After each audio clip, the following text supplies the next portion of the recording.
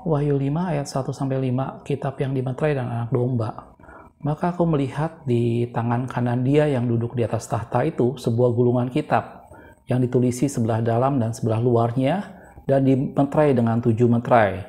Dan aku melihat seorang malaikat yang gagah yang berseru dengan suara nyaring, katanya, siapakah yang layak membuka gulungan kitab itu dan membuka meterai-meterainya?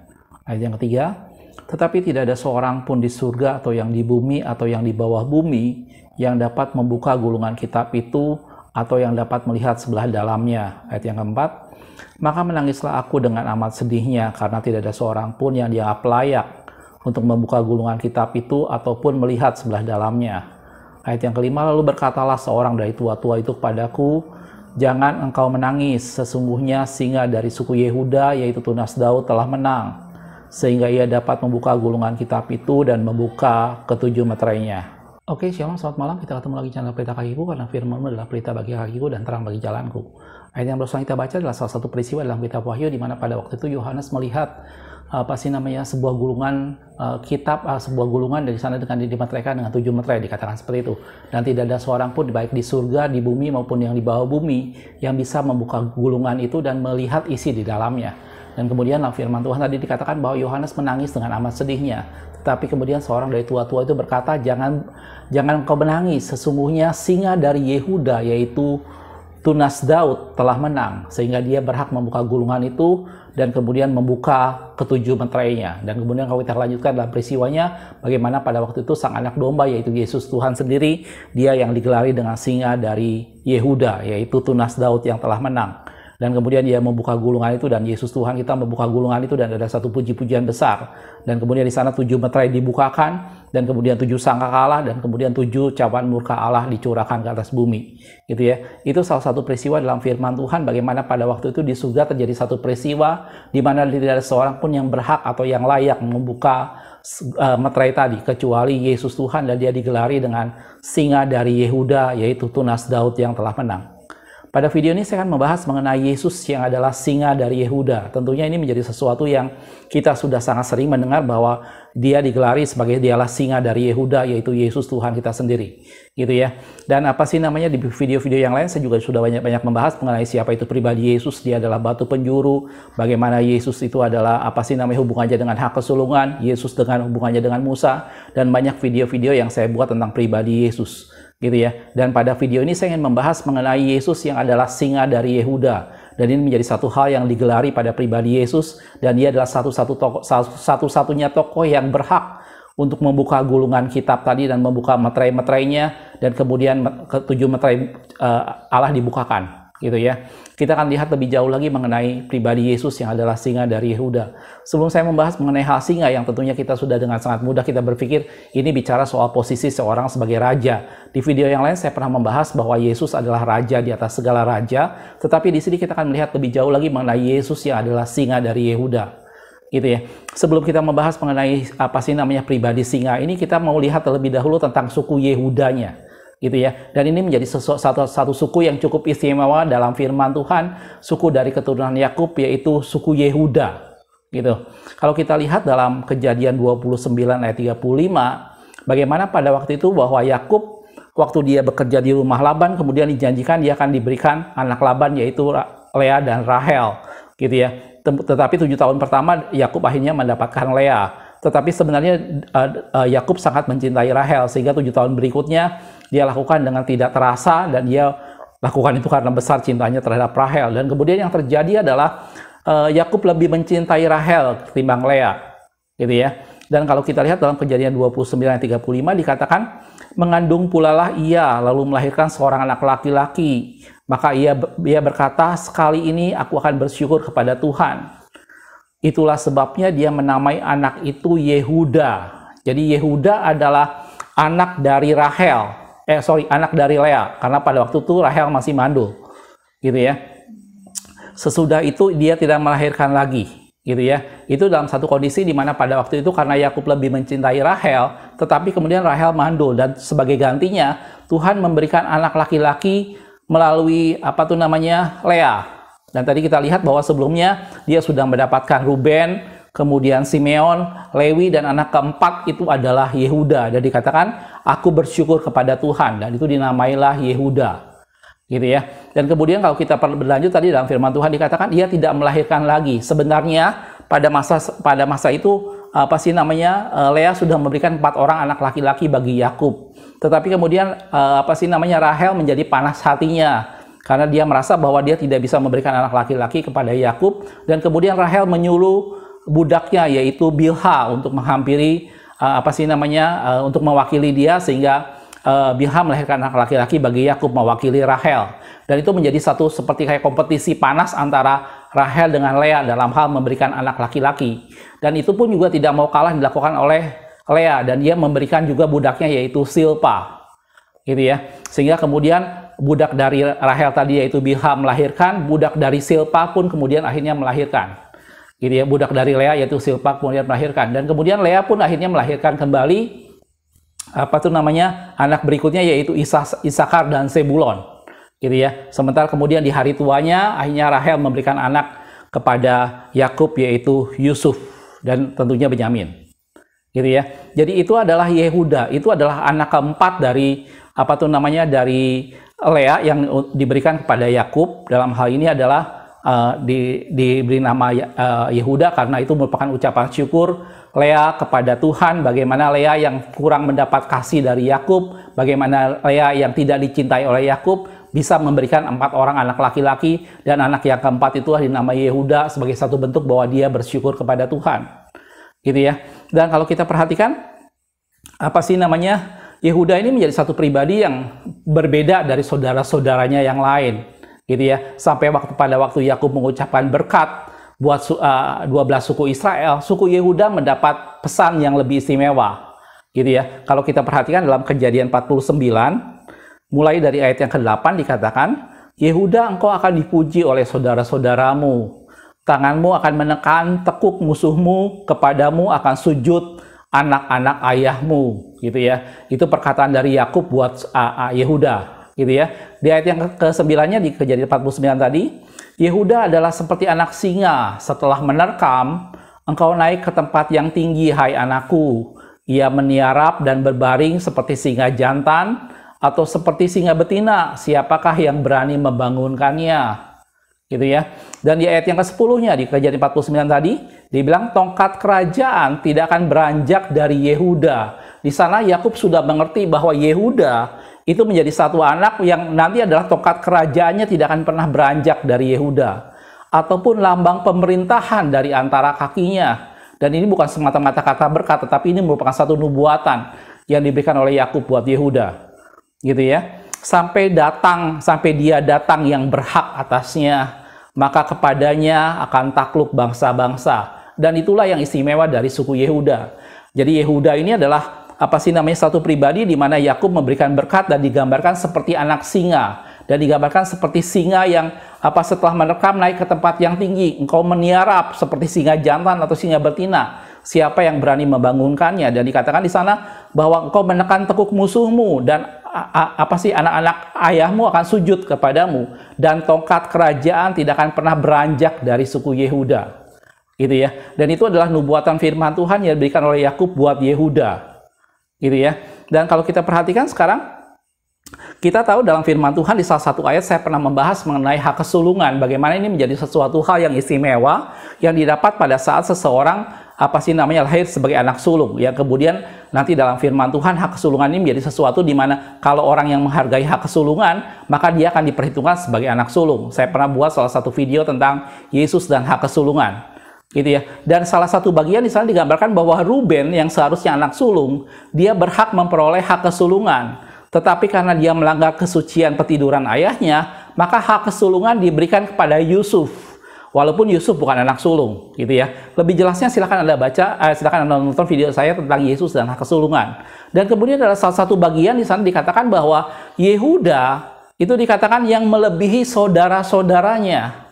Gitu ya. Kalau kita perhatikan dalam 1 Tawarikh 5 ayat 1 sampai 2 dibilang anak-anak Ruben, anak sulung Israel, dialah anak sulung, tetapi karena dia telah melanggar kesucian petiduran ayahnya, Maka hak kesulungan diberikan kepada keturunan dari Yusuf, anak Israel juga. Saya pernah bahas di video yang tadi saya bilang, Yesus dan hak kesulungan gitu ya.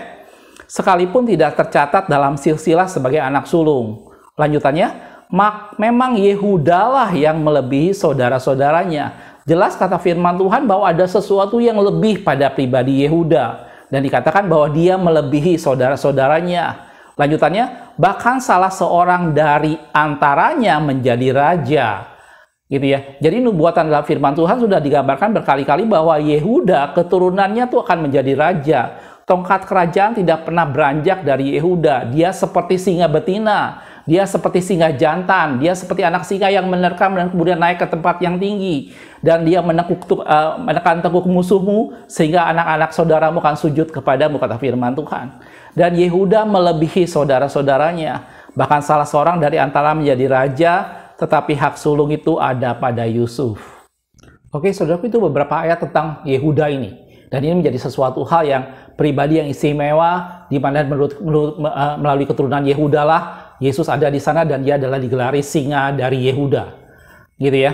Dan kalau kita lihat dalam firman Tuhan, apa sih namanya sebagai satu pribadi biasa, tentunya Yehuda juga digambarkan bahwa bukan seseorang yang sama sekali tidak punya kesalahan, bukan seseorang yang sama sekali tidak punya satu dosa yang dilakukan, gitu ya. Ada beberapa dosa yang mungkin kalau Anda lihat dalam firman Tuhan, misalnya dia berzinah dengan Tamar yang adalah menantunya sendiri, bagaimana Yehuda juga yang mengusulkan untuk supaya menjual Yusuf ke Mesir kepada orang-orang Ismail, gitu ya. Dan ada banyak peristiwa yang lain bagaimana pada saat orang Benyamin melakukan satu dosa, kemudian Yehuda lah yang pertama kali menyerang suku Benyamin, sampai kemudian suku Benyamin pada waktu itu Tuhan bilang jangan sampai salah satu suku itu kemudian hilang, gitu ya. Dan sebagai satu manusia biasa, Yehuda juga tidak luput dari hal-hal seperti ini.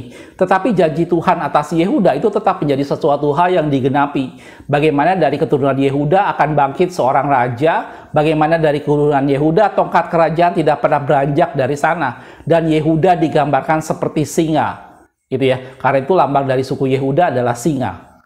Jelas, saudaraku? Dan itulah selewat mengenai suku Yehuda ini. Tetapi kemudian waktu kita mulai zaman mulai berjalan sampai dengan masa kitab Rut, pada itu adalah seorang yang berasal dari Bethlehem Yehuda. Yehuda menguasai wilayah Hebron, daerah kawasan Yehuda itu adalah Hebron, dan salah satunya di sana adalah Yerusalem dan Bethlehem, gitu ya. Dan salah seorang dari sana yaitu Elimelek kemudian pergi ke Moab karena terjadi kelaparan, dan saya pernah bahas di video yang lain tentang Rut, gitu ya. Dan kita tahu dari sana bagaimana melalui pernikahan dari Rut itu dengan Boas, di mana Boas ini adalah kerabat dari Elimelek sendiri dan dia adalah orang Yehuda, dan kemudian dari sanalah lahir Obed yang merupakan kakek dari Raja Daud, gitu ya. Dan melalui Raja Daud ini banyak hal yang terjadi dengan suku Yehuda. Nama Yehuda menjadi satu pribadi yang semakin nyata rencana Tuhan atas suku ini, gitu ya. Dan kalau kita perhatikan dalam firman Tuhan dalam 2 Samuel 5 ayat 5 dikatakan di Hebron ia memerintah Yehuda 7 tahun 6 bulan. Ini selama 7,5 tahun pertama Daud menjadi raja di Hebron. Dan di Yerusalem ia memerintah 33 tahun atas seluruh Israel dan Yehuda, gitu ya. Dan pada waktu itu memang terjadi sesuatu hal yang membedakan antara suku Yehuda dan suku-suku yang lain, dan disebut dengan Israel, gitu ya. Jadi seakan-akan sudah terpisah di sini yang namanya Yehuda dan Israel, gitu. Dan di sini digambarkan bahwa 7,5 tahun pertama dia memerintah di Hebron atas suku Yehuda saja, dan kemudian 33 tahun atas suku Israel dan Yehuda, gitu ya. Dan sempat terjadi beberapa pertengkaran antara suku Israel dengan suku Yehuda ini, gitu ya. Dan ini semakin menunjukkan bahwa Yehuda memang berbeda, gitu ya. Dari suku-suku yang lain tidak disebutkan secara terinci, tetapi digabungkan menjadi satu suku Israel, gitu. Dalam 2 Samuel 19 ayat 42 sampai 43 dikatakan seperti ini. Lalu semua orang Yehuda menjawab kepada orang-orang Israel. Di sini sekali lagi Yehuda bertengkar dengan orang-orang Israel, 11 suku yang lainnya, gitu ya. Oleh karena raja kerabat kami, waktu itu mereka menolong Daud setelah peristiwa bagaimana Absalom mati, gitu ya.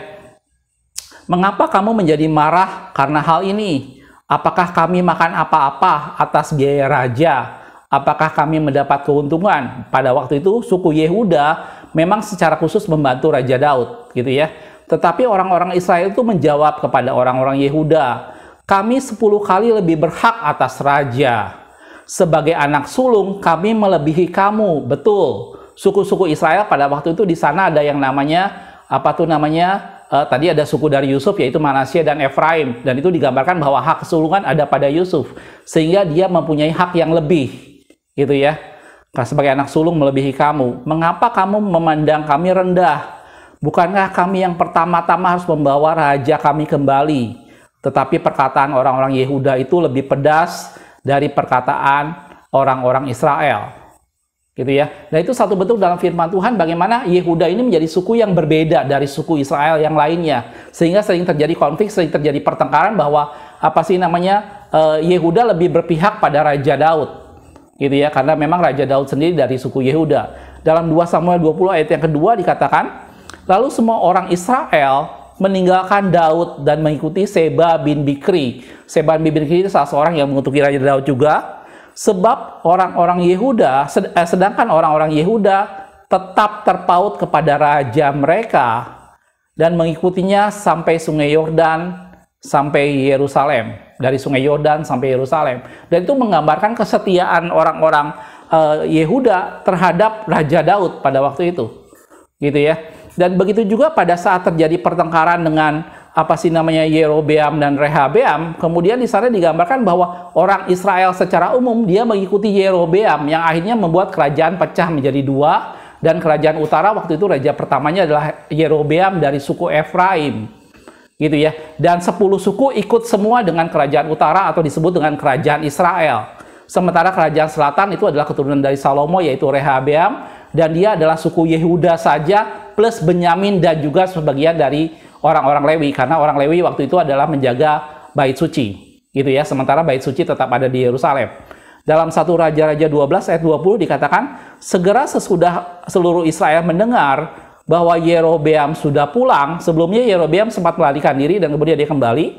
Lalu mereka menyuruh memanggil dia ke pertemuan jemaah. Lalu mereka menobatkan dia menjadi raja atas seluruh Israel. Tidak ada lagi yang mengikuti keluarga Daud selain dari suku Yehuda saja. Jelas, saudaraku? Dan ini menjadi satu suku yang benar-benar berbeda.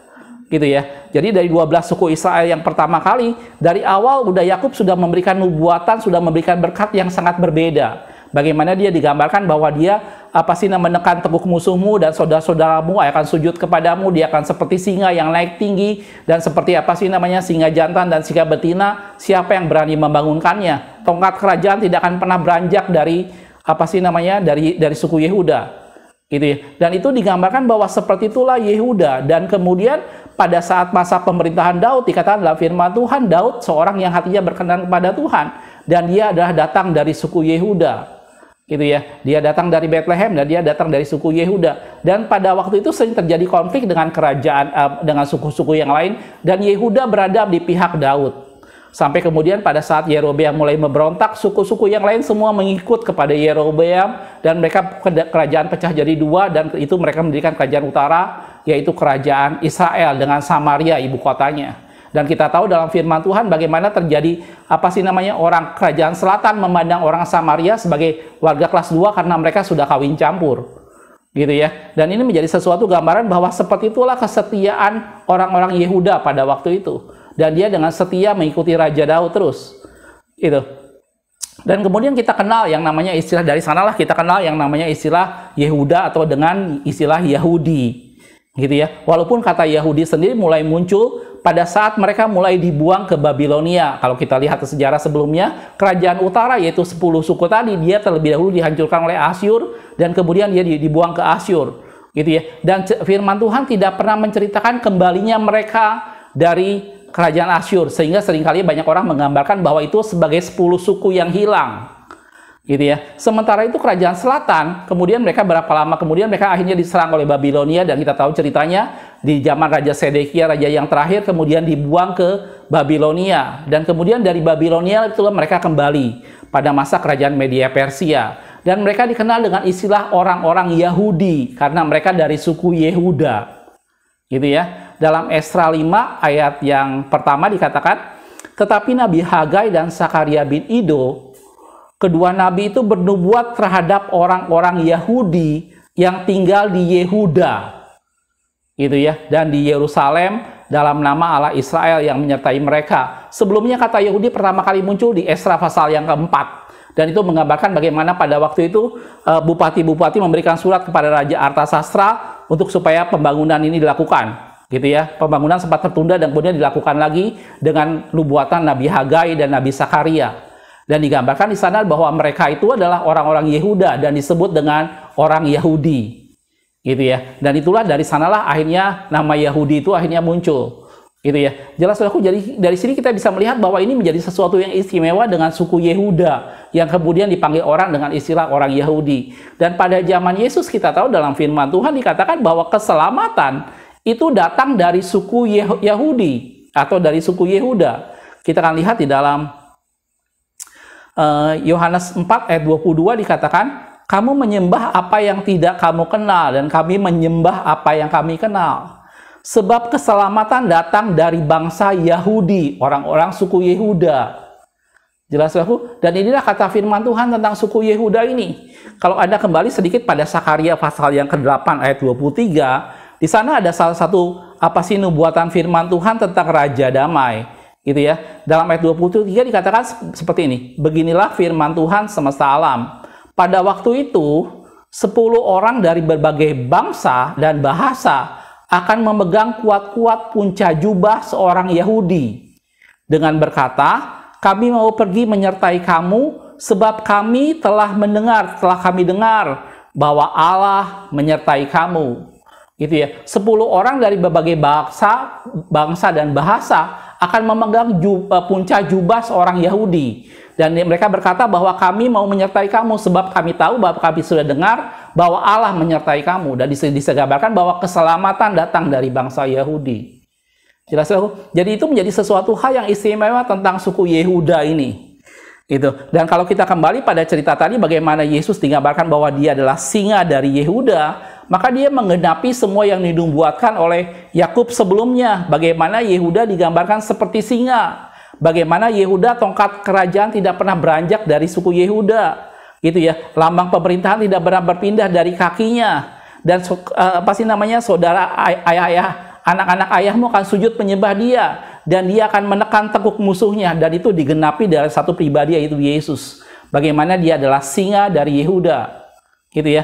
Dan suku Yehuda menjadi sesuatu yang saya bilang tadi, itu menjadi sesuatu yang sangat istimewa dari awal.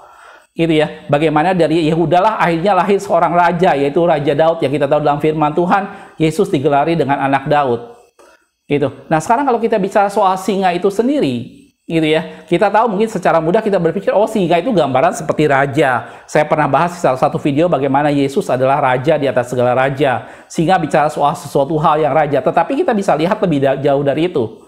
Dalam Amsal 30 ayat 30 dikatakan, singa yang terkuat di antara binatang, yang tidak mundur terhadap apapun. Gitu ya. Jadi singa di sini bicara bukan semata-mata soal bagaimana dia adalah seorang raja yang berkuasa dan dia sebagai digambarkan seperti raja hutan seperti itu, tetapi digambarkan sebagai satu hewan yang tidak mundur terhadap apapun, gitu ya.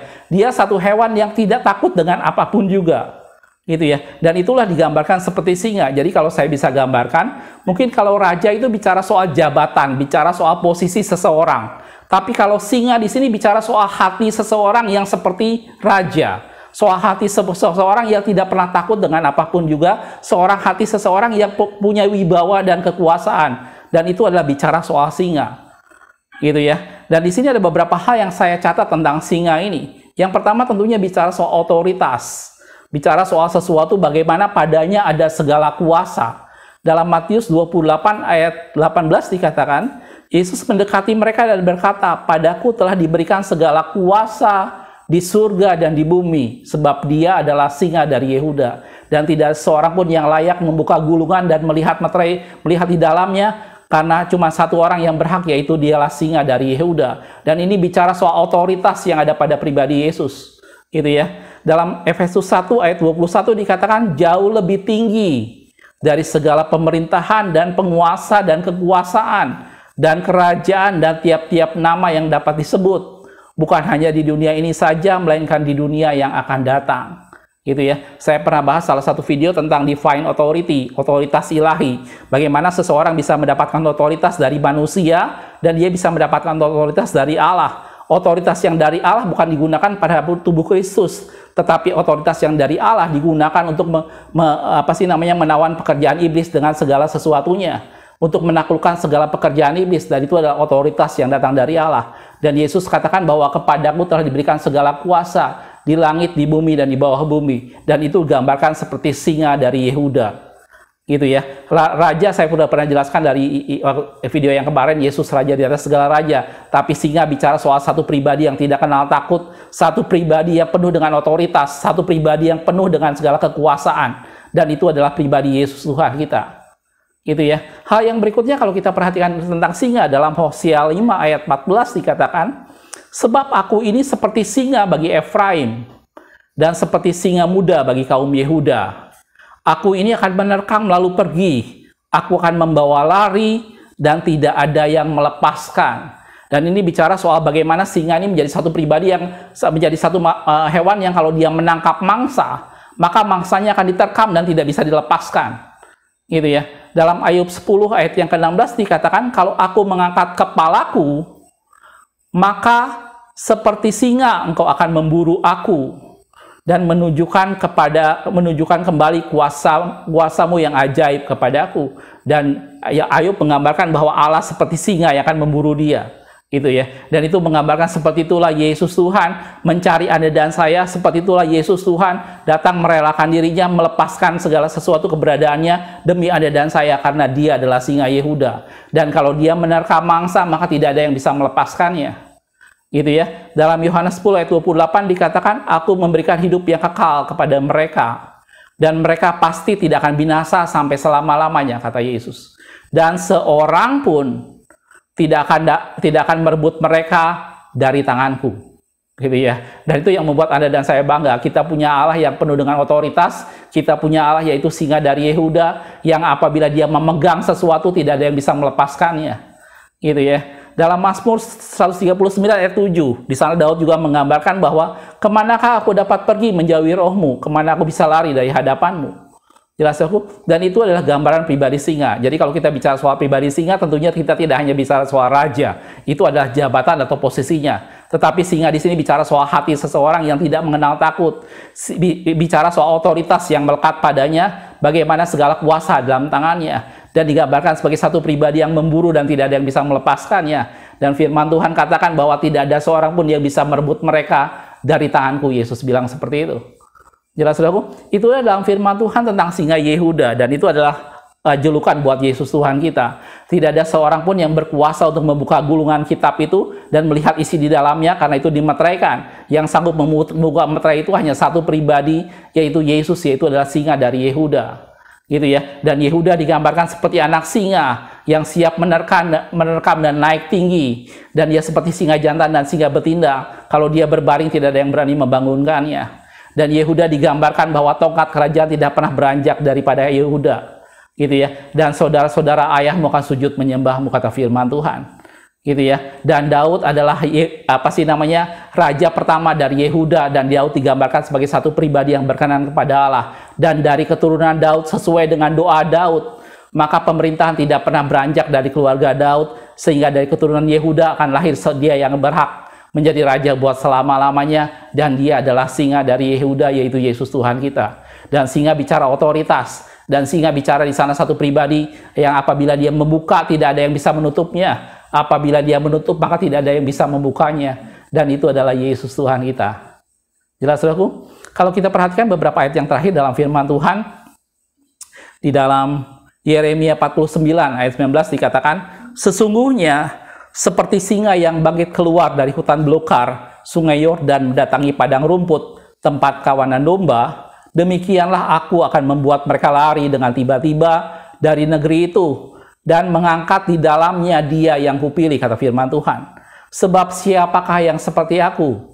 Siapakah yang berani mendakwa aku? Siapakah gerangan gembala yang tahan menghadapi aku? Dan itu adalah singa dari Yehuda. Jelas aku, satu ayat yang terakhir dalam Mika 5 ayat yang ke-8 dikatakan, maka sisa-sisa Yakub akan ada di tengah-tengah suku-suku bangsa, dan di tengah-tengah banyak bangsa seperti singa di antara binatang-binatang hutan, seperti singa muda di antara kawanan kambing domba. Kemanapun ia pergi, maka ia membanting dan menerkam, sedang tidak ada yang melepaskan. Jelas aku, kita harus bersyukur bahwa kita punya Allah, Yesus Tuhan kita yang adalah singa dari Yehuda, dan padanya ada segala kuasa. Tidak ada sesuatu pun yang perlu kita takutkan, tidak ada sesuatu pun yang membuat kita harus khawatir, karena Yesus Tuhan kita, dia mempunyai segala kuasa di surga, di bumi, dan di bawah bumi. Padanya ada segala kuasa, dan dia punya otoritas untuk mengatasi segala sesuatu jauh lebih tinggi dari segala macam pemerintahan. Gitu ya. Dan apabila dia sudah dia sudah berkata, tidak ada yang bisa membatalkannya, dan dia adalah Yesus Tuhan kita, singa dari Yehuda, suku Yehuda yang sudah dinubuatkan bahwa tongkat kerajaan tidak akan pernah beranjak daripadanya. Dan singa di sana menggambarkan otoritas penuh, singa di sana menggambarkan suatu kewibawaan, singa di sana juga menggambarkan suatu bagaimana dia kalau dia sudah mencengkram, tidak ada yang bisa melepaskannya. Jelas aku? Mudah-mudahan dari video yang sederhana ini mencerahkan kita semua tentang satu pribadi, itulah Yesus Tuhan kita yang membuat kita, Anda dan saya harus berbangga. Dia bukan satu pribadi yang lemah, dia bukan satu pribadi yang sepertinya perlu ditolong, tetapi dia adalah singa Yehuda yang berkuasa atas segala sesuatu. Dia tampil sebagai singa, dia tampil sebagai pemenang, dan segala kuasa ada padanya. Jelas aku? Mudah-mudahan itu membuat kita semakin dekat pada Tuhan, dan kita semakin bangga bahwa kita menjadi pribadi-pribadi yang menyembah singa dari Yehuda, yaitu Yesus Tuhan kita. Jelas aku? Makasih sudah menonton. Kita ketemu di video berikutnya. Tuhan Yesus memberkati.